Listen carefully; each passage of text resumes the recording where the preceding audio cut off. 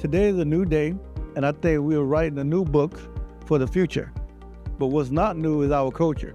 If you look at the facility and you look at a regular cheeky hut that we have on our reservation, this structure simulates the same thing as a structure of a cheeky.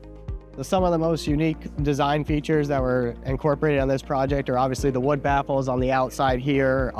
There's also real wood inside the ceilings in many places that come to different peaks to emulate a cheeky. We also had real cheekies put in where we talked with the end users and were able to formulate exactly what they needed to be able to teach the younger generations.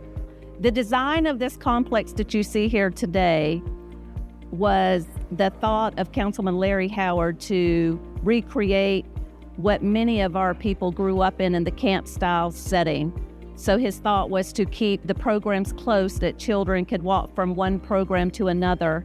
You have the Billy Osceola Memorial Library that has an extensive volume of Native American books, history about the Seminoles. You have the Brighton Community Culture Center that our folks are welcome to walk into and learn the language, learn how to sew, learn wood carving, learn how to cook traditional foods. The Boys and Girls Club, that fosters just good relations with our youth. We're servicing second generation children. Members that we had several years back now have children of their own, and we've gotten 7-year-olds coming in being second generation. And we also are very excited that some of the alumni that once were members are now working for the Boys and Girls Club, giving back to the community as well.